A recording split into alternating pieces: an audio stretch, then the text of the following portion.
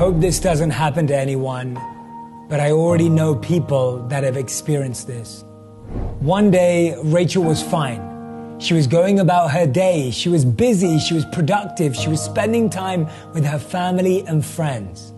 But then all of a sudden, she developed a cough and started to get a high fever, and she had no idea what it was. When she went to get checked at the hospital, they realized that it was COVID-19. She wasn't allowed to leave the hospital. She couldn't go back to her husband and her family and her friends. She had to stay there. But she was young and healthy, or so they thought. So they thought she would be fine if she just stayed there and recovered.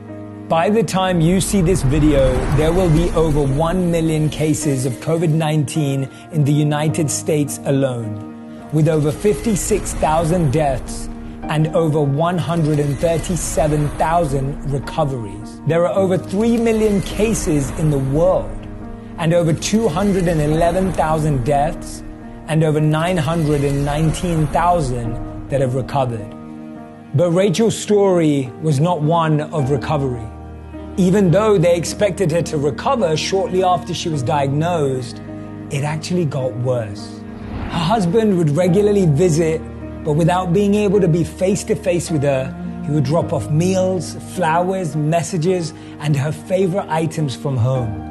She had beaten diseases before, so the doctors believed that she'd be able to fight this one off as well. She'd FaceTime her husband every day until she couldn't. COVID-19 gave her a cardiac arrest, and so she sadly passed away. Her husband wasn't by her side. There were so many things that he wanted to say to her, so many memories he wanted to relive with her, so many new memories he wanted to make with her, so many plans and dreams they had together. They had their whole life ahead of them, or so they thought. He was heartbroken, completely distraught. No one could come to see him, and he didn't really want to pick up the call to anyone. It was the toughest time in his life, and he was going through it alone. He finally decided that he was going to go to the hospital to pick up her items and everything that she had left behind. When he got home, he opened her phone to see the pictures they had and wanted to start looking through all the memories that they had captured. And as he was going through her photo gallery, he found a picture.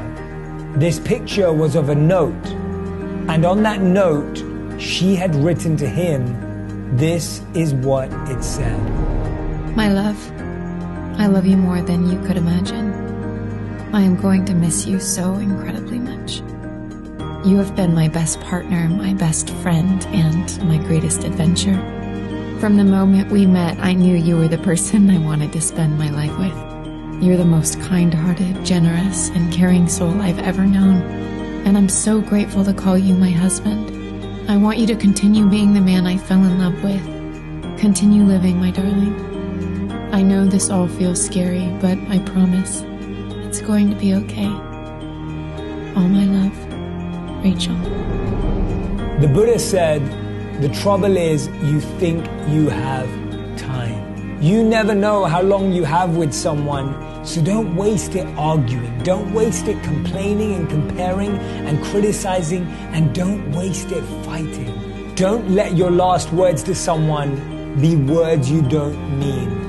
Don't let your last interaction be full of pain. Don't let your last shared emotion be anger, because you don't know when your last time will be your last ever.